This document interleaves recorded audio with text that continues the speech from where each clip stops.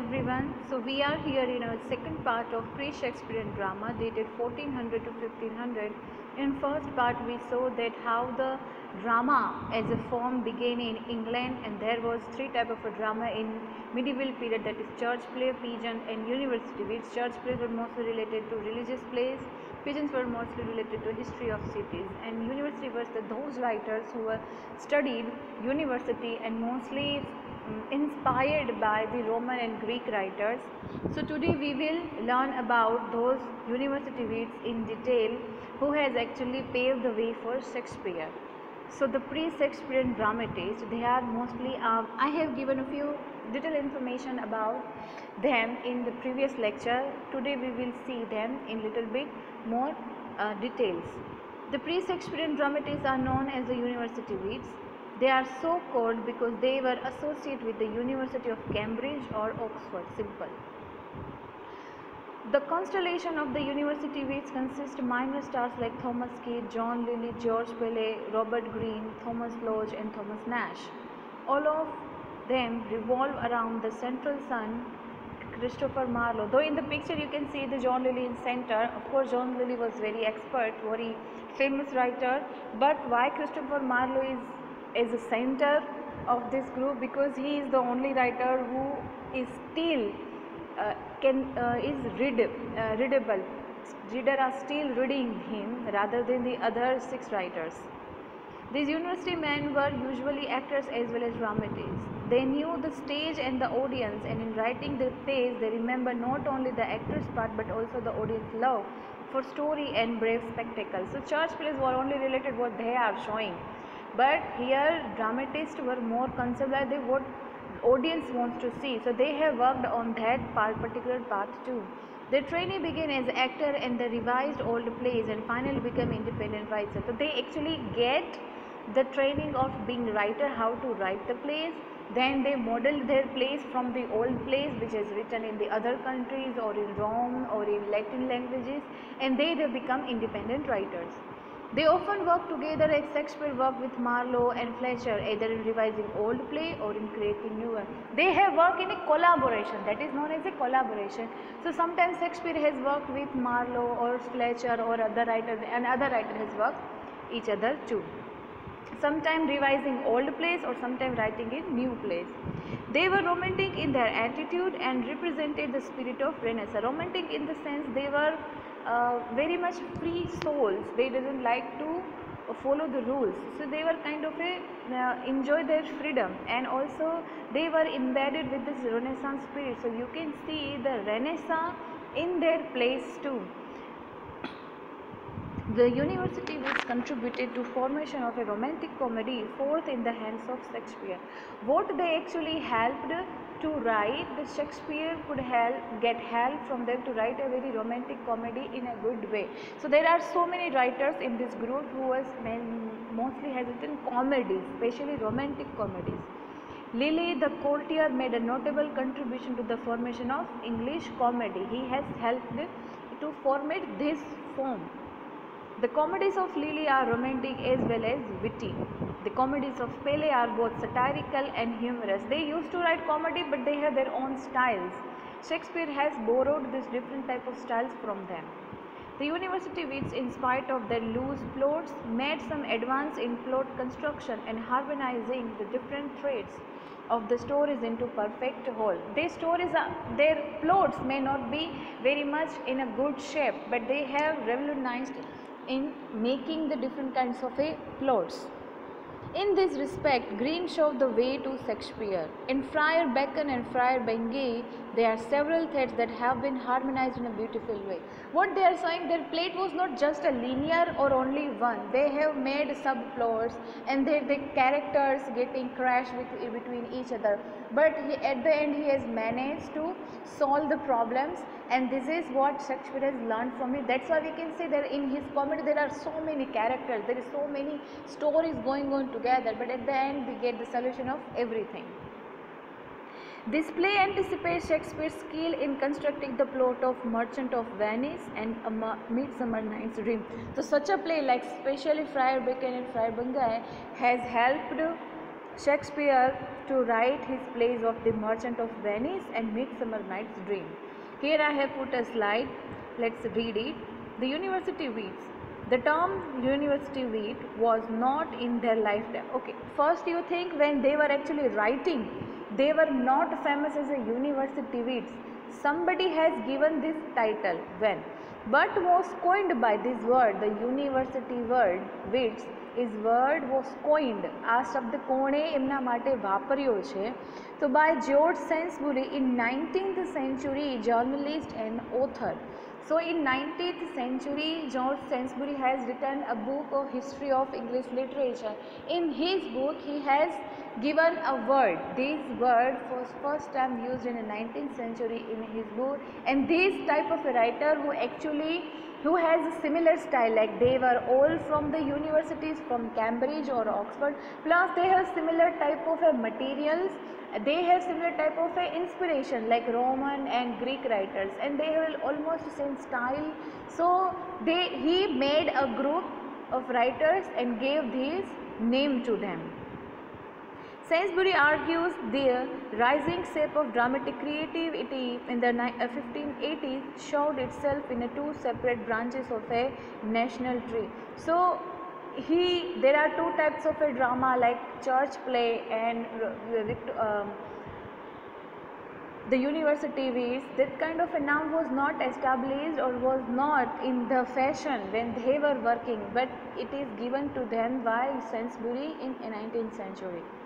The University Weeds is a phrase used to name a group of late 16th century writers and pamphleteers who were educated at university, either Oxford or Cambridge, and who became popular secular writers. So whoever have a same style, whoever working in a same manner, Sainsbury gave them name, and they were like 7 writers who were actually working in a same style. So they got this name 19th century. It was the earliest stage of the development of drama as a popular means of entertainment in public theatre and playhouse.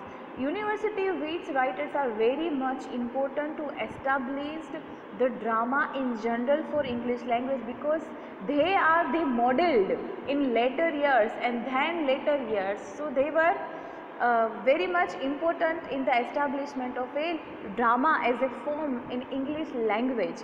So they are, like we can say, pioneer. They have pioneered this form.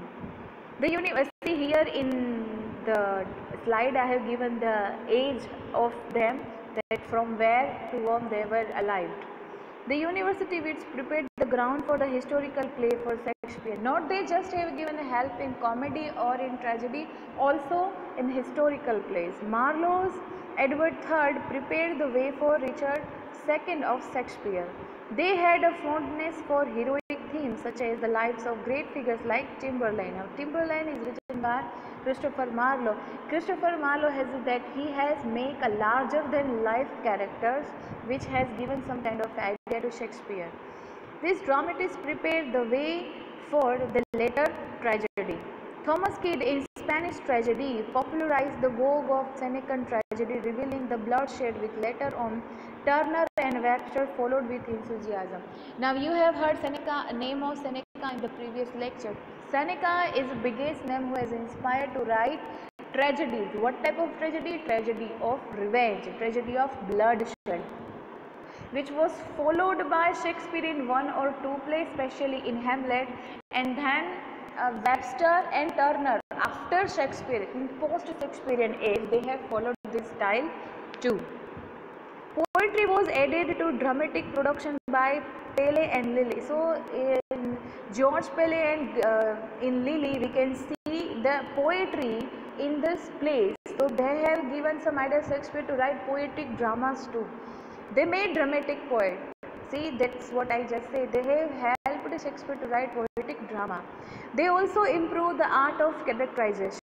Marlowe gave life and reality to the characters of a tragedy. They have not just made any kind of a character. Especially Marlowe have given so much depth in his characters, which we will study later. But that also have helped Shakespeare to make characters like Othello, Hamlet, King Lear, etc.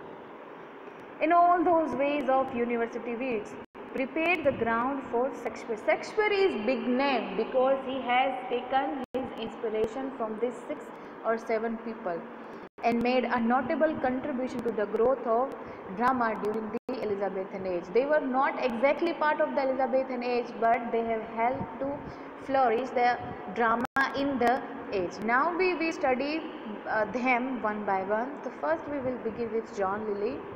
He educated at Magdalen College, Oxford and studied at Cambridge.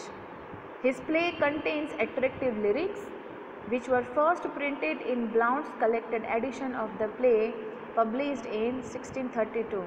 Lilly as a dramatist is important as the first English writer of what is essentially high comedy and having adopted prose as a medium for its expression. So Lilly is famous for his lyrics in the drama. Then he is, we can say, the first writer who actually make a serious comedy, not just any comedy who people can laugh it and forget it. No, he gave some meaning, he gave some depth to the comedy. His famous plays are Euphues, The Anatomy of Wit, Woman in the Moon, Endymion, Sappho and Phao, Alexander and Campaspe, Miraz, Mother Bombay, Love's Metamorphosis, Galetha, etc. This whatever he has written more plays, but these are his most famous plays. But among them, his Euphues and Women in the Moon are most famous. That's why I have highlighted them properly, so you can understand that these two are his most famous plays. His comedies, mythological plays, allegorical plays are extremely witty. He was very witty person, so we can see humor, wit, comedy in his plays. His sparkling dialogues gave Shakespeare an excellent model to follow. So he mostly has written comedies and allegorical play, but mostly full of humors. Now George Pele, he was educated at Christ's Hospital, London and Broadgate's Hall and Christ Church, Oxford. He was almost certainly a successful player as well as playwright, and his lyrics were popular in literary circles. So he is the second person after John Lilly who has lyrics in his play. You have to remember, because there were 7 writers, you can get confused that what writer style what. So Lilly is a comedian, who used to write comedies. Then George Pele also used to write comedy, and both have lyrics in their plays. He has left behind a pastoral, a comedy, a romantic tragedy, a chronicle history, a kind of mystery play and romantic literary satire. These were his style and form. His famous plays are The Arrangement of Paris, a romantic comedy, a famous chronicle of King Edward chronicle play, The Old Wives' Tale, a clever satire on the popular drama of the day, The Love of King David Bathsheba, a biblical play. So these are different kind of a play he has written. He is not just one type of it. There are varieties. And The Old Wives' Tale is very famous play. So you should know about it. He is famous for his poetic style and decorative phrases. He made no original contribution to drama, but his versatility, urban and graceful treatment of his themes, his command over imagination and language give him an honorable place among the others. So he may not, you can see that he has based his plays on some histories, on others' plays, but he had put, maybe he doesn't have the original stories, but he has made some original elements in his play. So he has this kind of an honorable place in this group.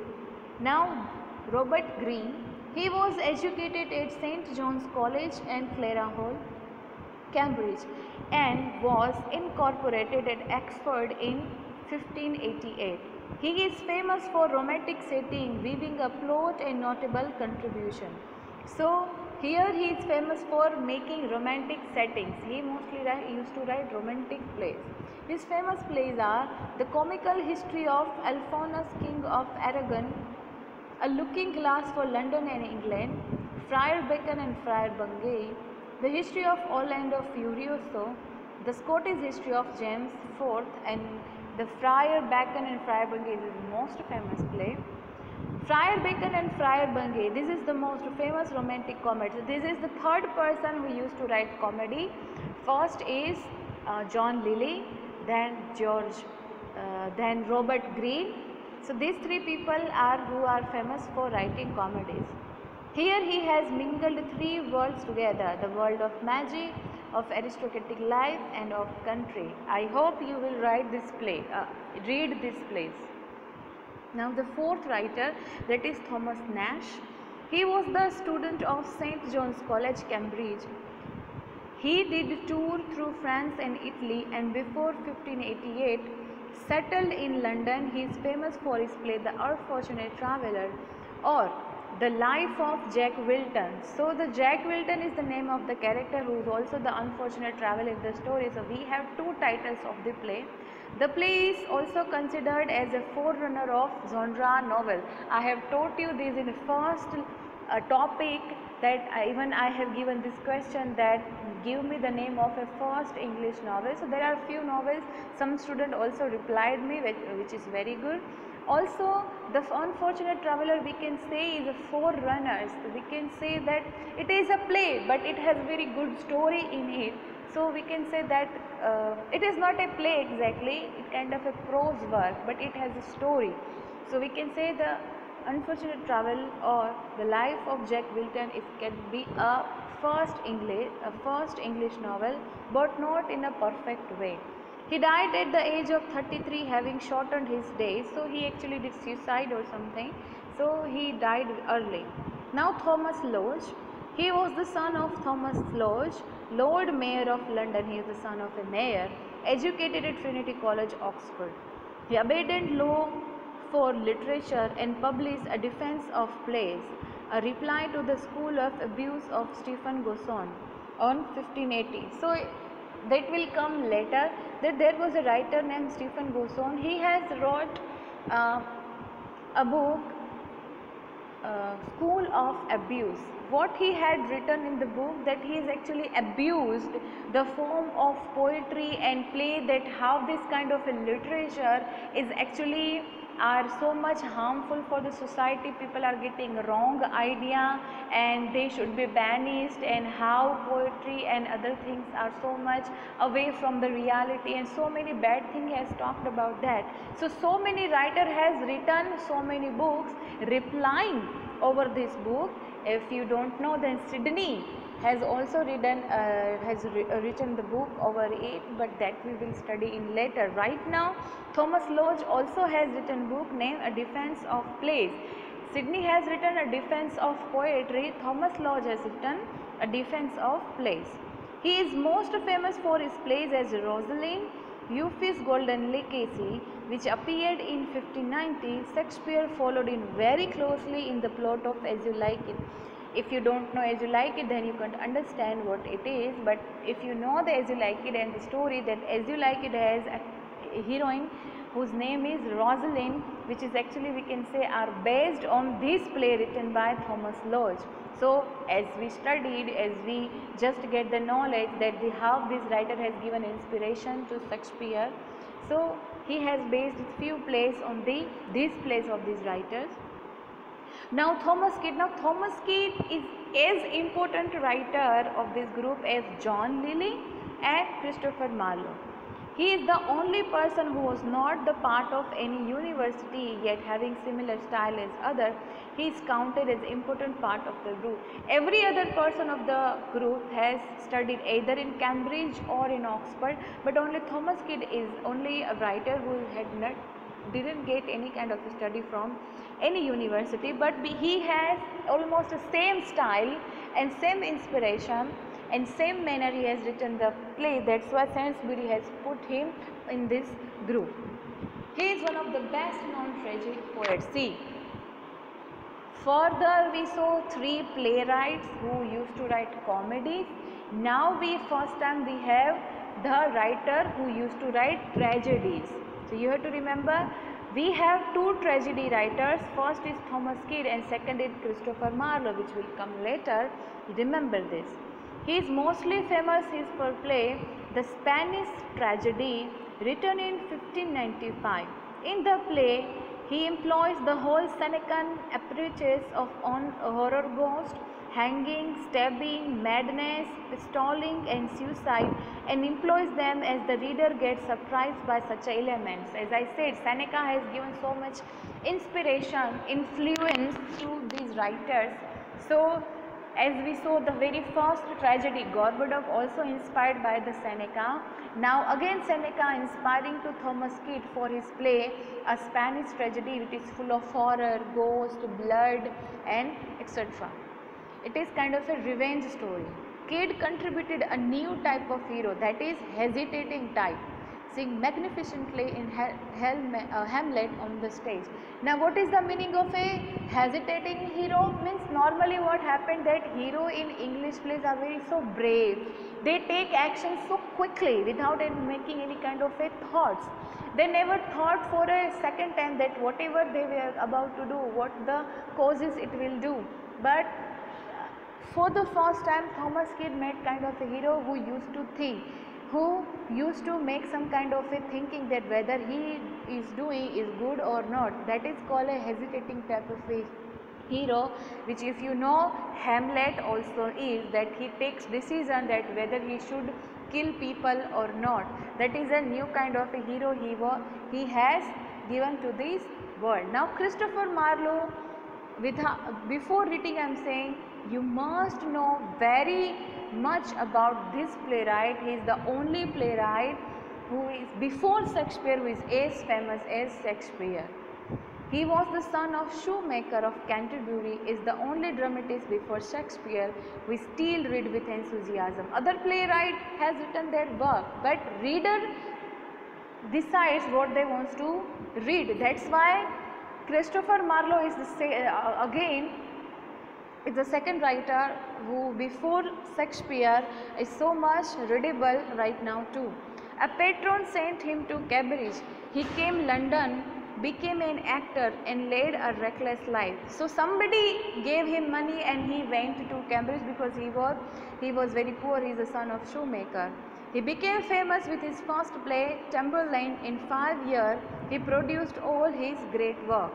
His most famous 4 tragedies are Tamburlaine, Dr. Faustus, The Jew of Malta and Edward II or Edward III. Each one of these tragedies reflect the Renaissance spirit and revolves around the central personality who is consumed by the lust of power. These all 4 plays have a very much larger than life heroes who mostly fights for the powers, different kinds of the powers. He gave life and reality to character. He introduced the element of struggle. There is no moral of the short in Marlowe's tragedy. So normally what happened in tragedy, they put like a poetic justice that at the end of the day whoever the good character should get justice, but that is not in the Marlowe's play. It just like reality that not every time good people get treated rightly. So that's type he used the struggle in the play. So Christopher Marlowe is very important writer. We will study about him in detail in the 3rd part of the lesson. Right now we are completing our lecture here. So here I have write down most famous plays of the writers we have just shown. I will give you this plays. So somebody of you have somebody to take part in it. I will tell you that which student will write about which play. But right now we are completing our lecture.